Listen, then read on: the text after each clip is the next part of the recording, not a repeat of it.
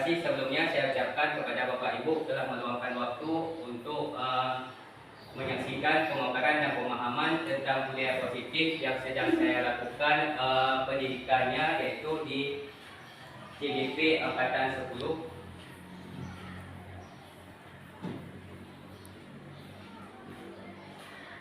Sebelumnya, perkenalkan, nama saya Ahmad Daran, saya itu CGP di Angkatan 10 yang dalam proses pendidikannya.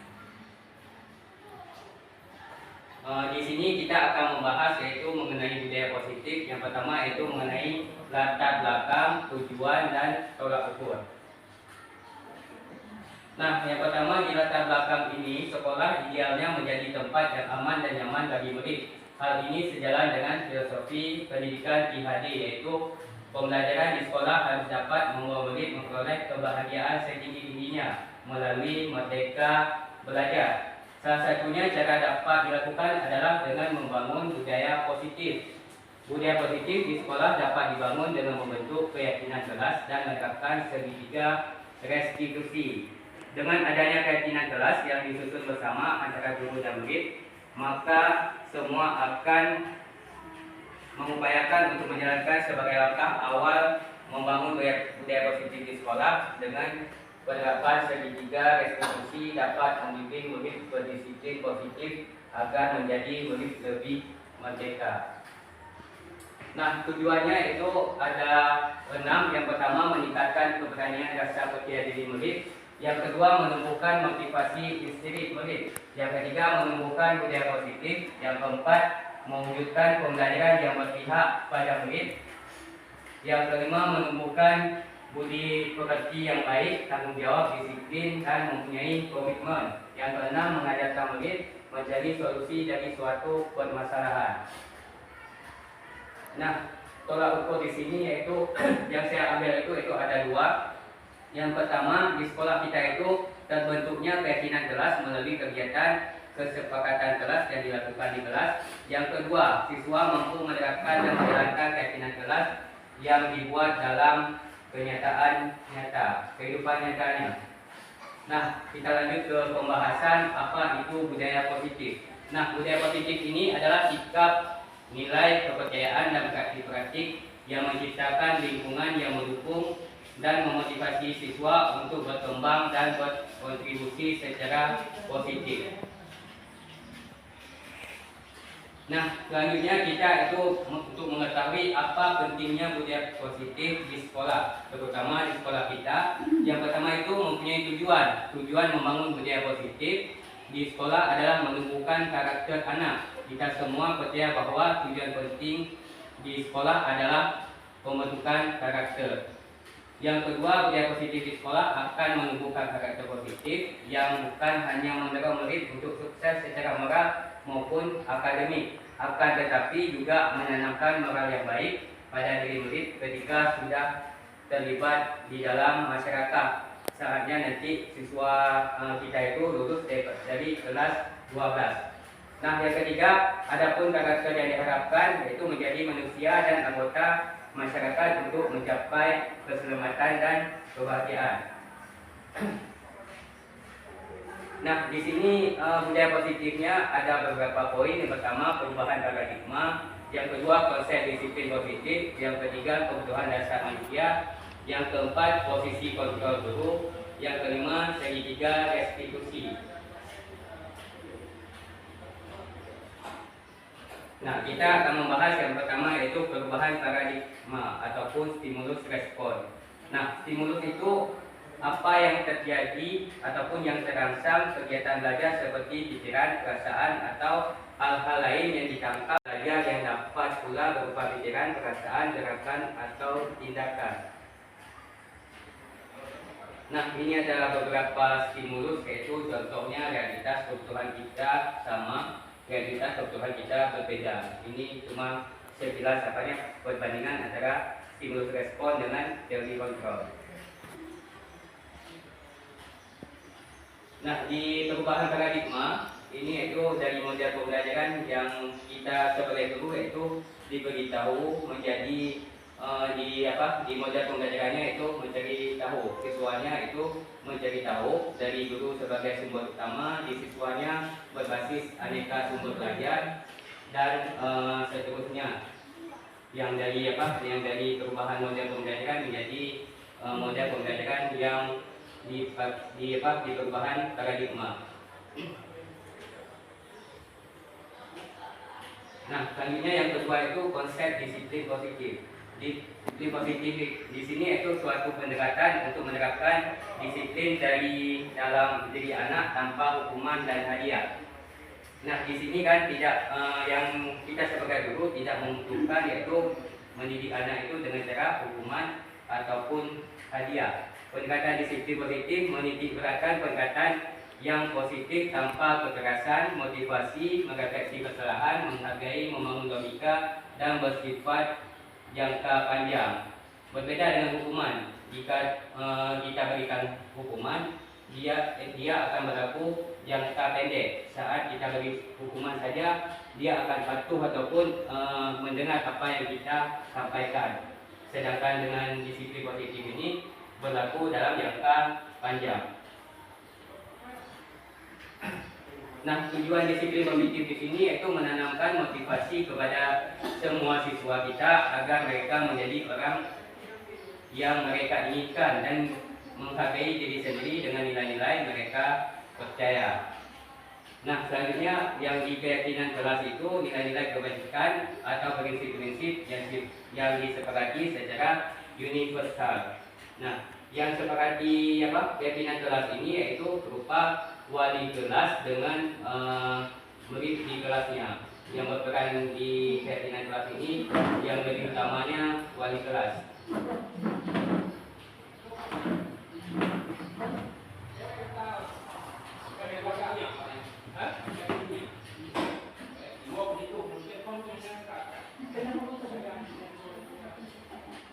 Nah, ini contoh dari keyakinan kelas, yaitu yang pertama yang di kelas apa? Yang di kelas 5 selalu bersikap positif, senantiasa menjadi diri terbaik, percaya dan menghormati orang lain, serta barang miliknya, berkomitmen terhadap setiap tugas.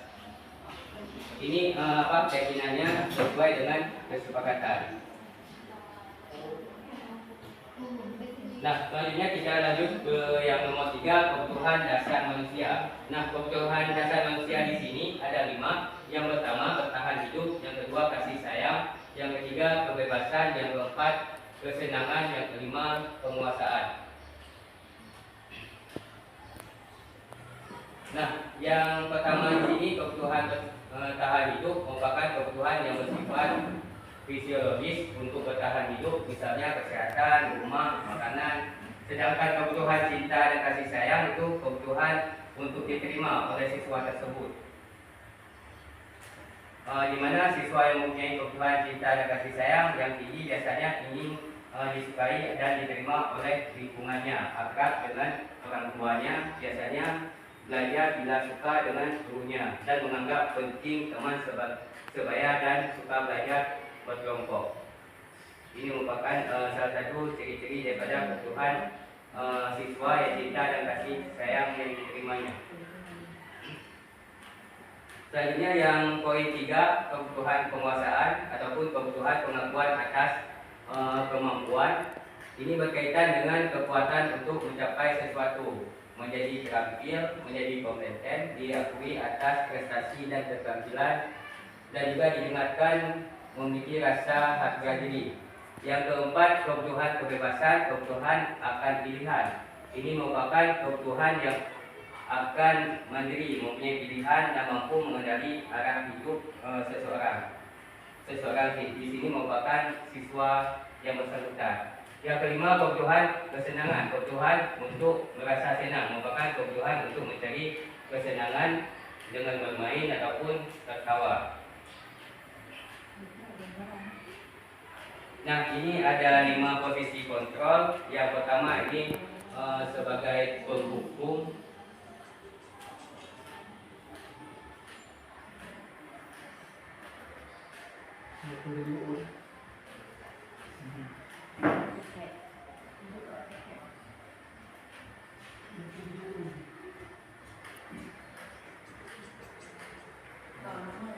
Tarik,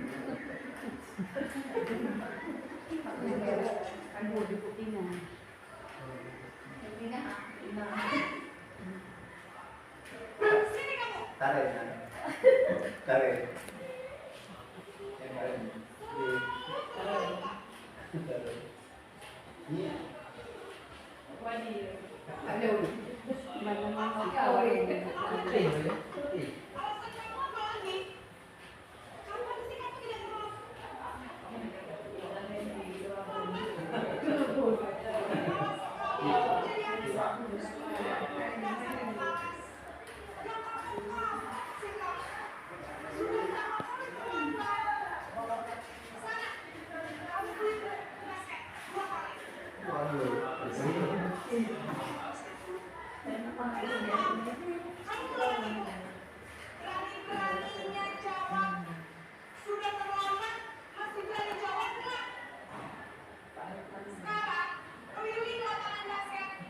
Itu posisi kontrol sebagai manajer yang dimana di manajer ini tidak untuk mengatur perilaku siswanya, tetapi untuk membimbing murid agar dapat mengatur dirinya.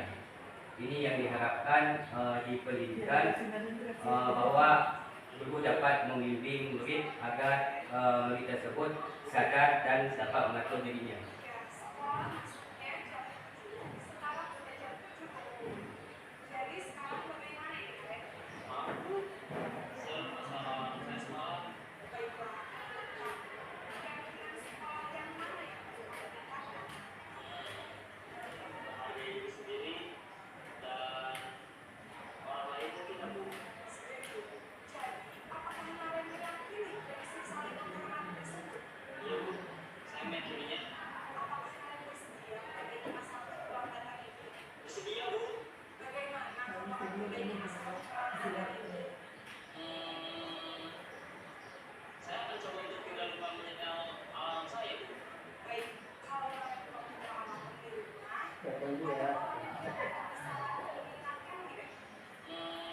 Ibu. Ada bu, kata saya, Kak Emma. Ada lagi selain Kak Emma? Selain Kak Emma, ada ibu saya.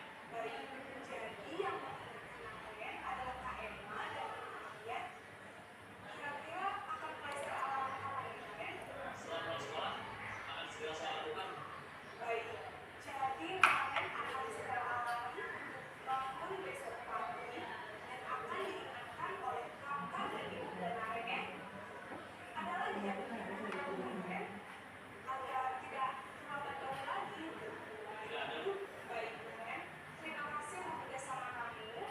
Sekarang kamu kembali ke kelas untuk belajar. Baik bu, terima kasih. Posisi manajer. Yang kelima itu segitiga restitusi, di mana segitiga restitusi ini merupakan proses menciptakan posisi bagi siswa untuk memperbaiki kesalahan mereka, sehingga mereka bisa kembali pada kelompoknya dengan karakter yang lebih kuat. Ini merupakan bentuk segitiga restitusinya. Yang pertama itu menstabilkan identitas, yang kedua menanyakan keyakinan, yang ketiga validasi tindakan yang salah.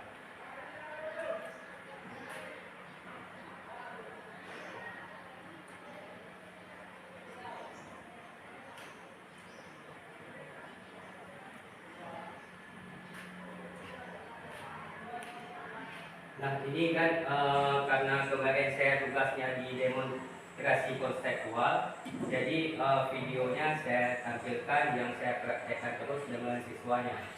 Di mana Dahlia di sini tidak terima pekerjaannya selalu dicontek oleh temannya Syahrul Mubarak. Ia pun marah dan kesal serta sempat mendobrak meja Syahrul karena tidak bisa menahan emosinya.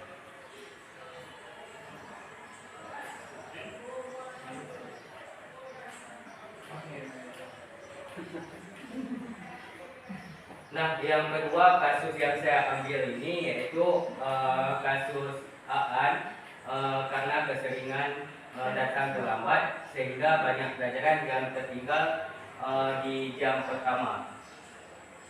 Ini merupakan proses segitiga restitusi.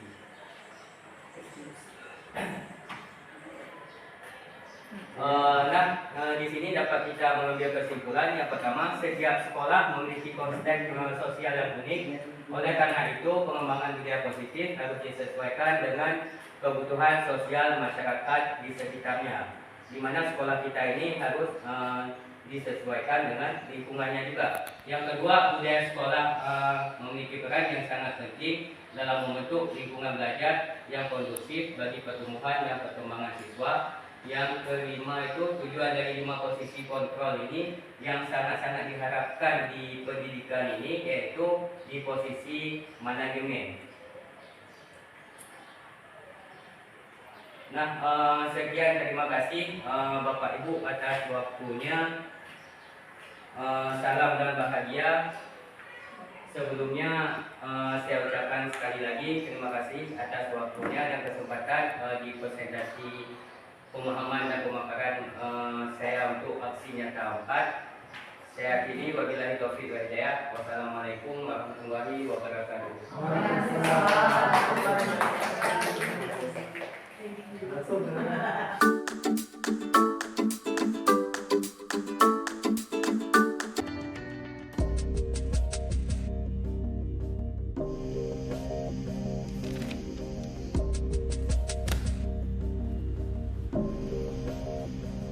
Naren! Sini kamu! Selamat pagi, Bu. Selalu terlambat. Kamu deh, pasti terlambat. Maaf, Bu. Saya... Apa? Apa coba?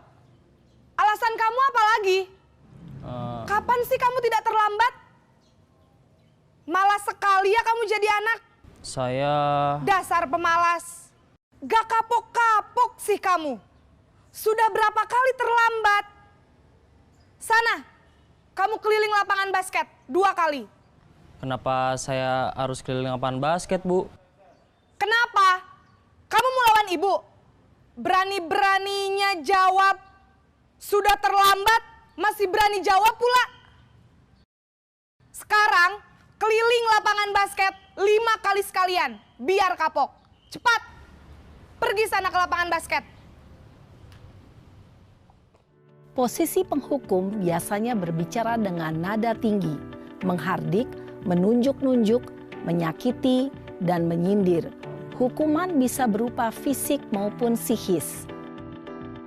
Ibu dan bapak guru hebat. Dampak yang terjadi pada murid ketika guru berada pada posisi penghukum adalah murid cenderung akan memberontak, bahkan menyimpan dendam.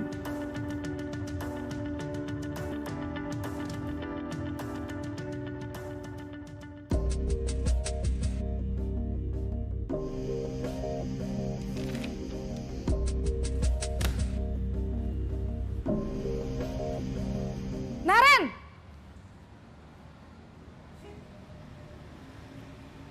Selamat pagi, Bu. Naren. Kamu kenapa terlambat lagi, nak? Ya Tuhan, Naren. Kamu senang ya bikin ibu susah ya? Kalau kamu terlambat lagi, nanti ibu yang ditegur bapak kepala sekolah, nak. Disangka ibu tidak bisa membina kamu. Duh, gimana ini? Maaf, Bu.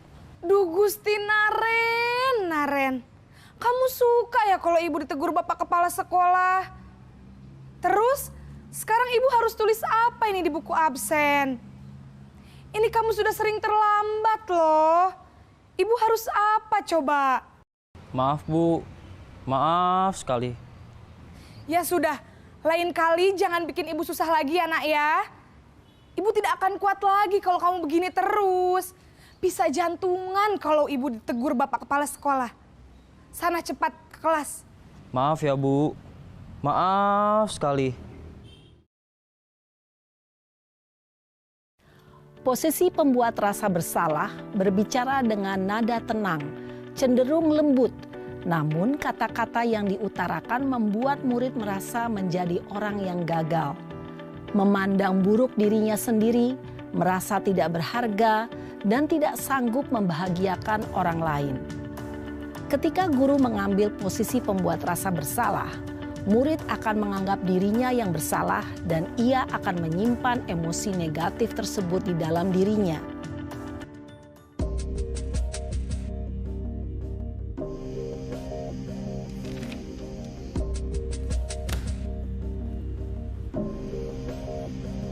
Naren!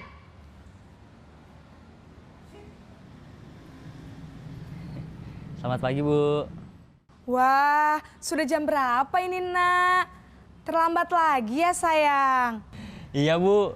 Habis ibu saya lupa bangunkan saya, Bu. Kamu malah menyalahkan ibu kamu. Kamu bukannya anak yang larinya paling kenceng. Kok terlambat sih? Iya, Bu. Saya memang terlambat bangun tadi. Jadi, biarpun saya lari kencang, tetap gak kekejar, Bu. Ya sudah sana, nanti lain kali larinya lebih kenceng lagi ya. Biar gak terlambat lagi. Bikin seneng ibu, demi ibu. Bisa kan? Bisa lah, Bu. Ya sudah sana masuk kelas. Ibu beresin urusan absen kamu. Kamu ini ada-ada saja. Dalam posisi teman, guru berbicara dengan nada suara ramah, akrab, cenderung bersenda gurau untuk menjaga suasana tetap santai. Murid akan merasa senang, aman, dan akrab dengan guru. Identitas yang tercipta adalah identitas sukses atau berhasil. Namun, perlu diingat, karena ini masih dorongan eksternal, maka ada faktor ketergantungan dari murid kepada orang tertentu. Di sini guru absennya, sehingga di lain waktu murid bisa berperi.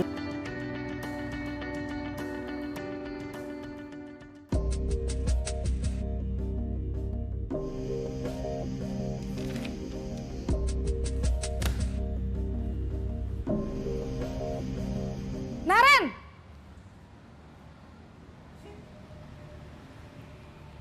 Selamat pagi, Bu. Naren, apa peraturan sekolah kita tentang jam berapa kita harus masuk sekolah, Nak? Kita harus di sekolah jam 7, Bu. Iya, betul. Sekarang sudah jam 7.20. Naren sudah tahu konsekuensinya jika terlambat hadir. Paham, Bu.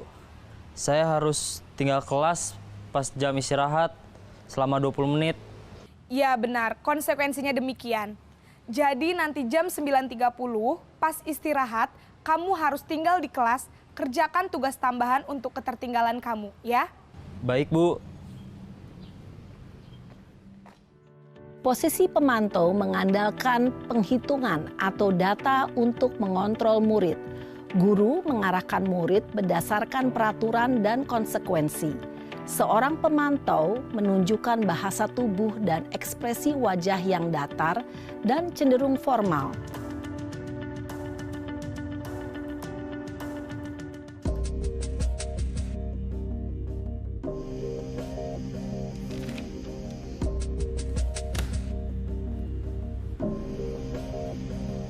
Naren!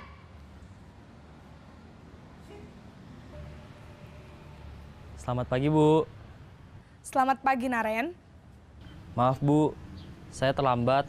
Iya, sekolah masuknya jam 7, sekarang sudah jam 7.20. Jadi sekarang bagaimana ini, Naren? Maaf, Bu. Saya lupa setel alarm saya semalam.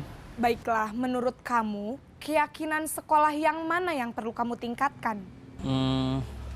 Menghargai diri sendiri dan orang lain mungkin ya, Bu. Setuju.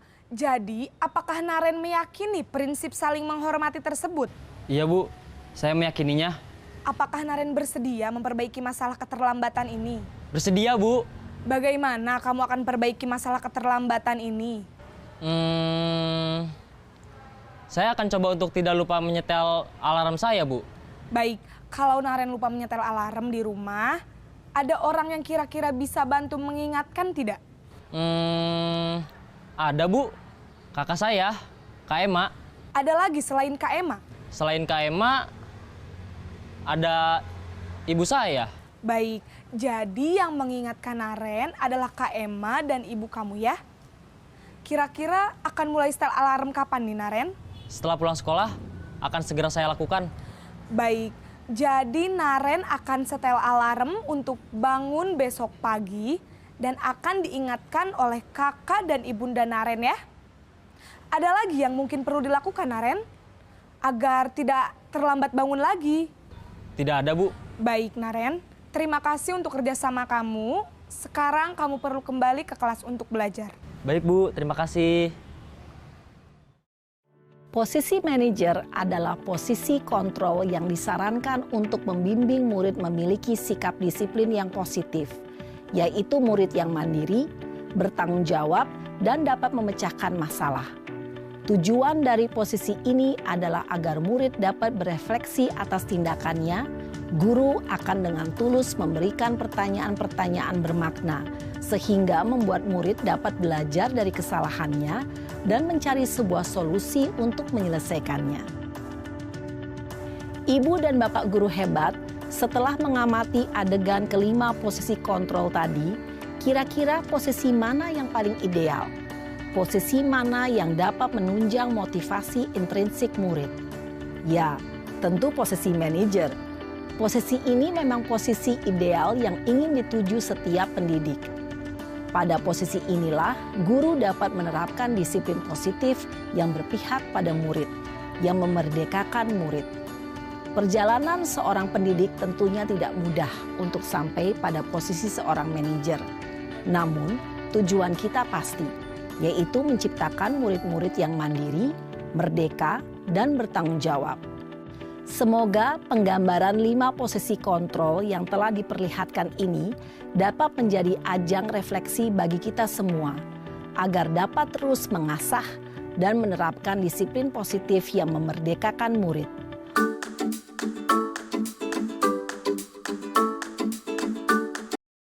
Dahlia, tahu kenapa Bapak panggil ke ruangan Bapak?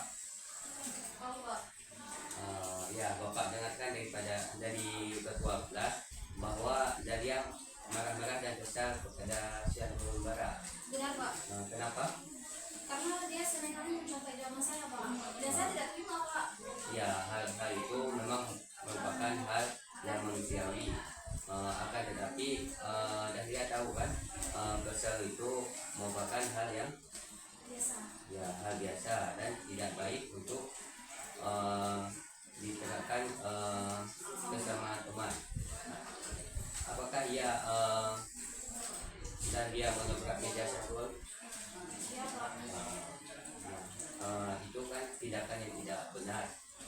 Untuk kedepannya Bapak harapkan Dahlia menjaga emosi dan mengingat kesehatan kelas kita. Baik Pak, Apa yang akan Dahlia lakukan ke depannya? saya akan lebih mengontrol nanti saya Pak. Jadi Tidak jika langsung marah-marah. ya baik. Jika ada kawan yang masih menyetek, apa yang akan Dahlia lakukan? Mengingatkan Pak, dan apabila terus berkelanjutan maka akan saya sampaikan kepada wali kelas Pak. Baik, terima kasih. Jadi untuk kedepannya Bapak harapkan apa yang terjadi itu dilaporkan kepada wali kelas. Baik Pak. Nah, sekian dari ini, sekarang sudah boleh kembali ke kelas untuk melanjutkan pelajaran. Kenapa Bapak panggil ke ruang Bapak? Karena terlambat sekolah. Terlambat bangun itu hal manusiawi. Yang ingin Bapak tahu di sini, kenapa Aan terlambat hari ini? Saya lupa menyetel biasanya Aan bangunnya jam berapa? Jam 6.20. Kenapa di hari ini Aan bangunnya terlambat? Lupa menyetel alarm. Aan tahu kan hal yang terlambat itu merupakan hal yang tidak disiplin dan perbuatan yang tidak baik. Kita masih ingat kan dengan keyakinan kelas kita yang bahwa kita itu harus hadir ke sekolah tepat waktu dan mengikuti pelajaran dengan untuk kedepannya siapa kira-kira yang bisa membantu Aan untuk membangunkan Aan lebih pagi? Saya. Ya. Jadi untuk kedepannya Bapak akan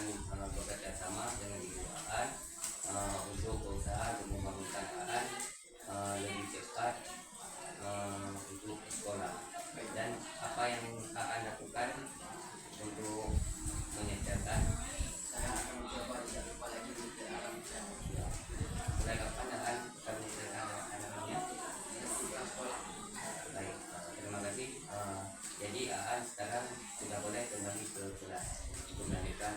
Terima kasih.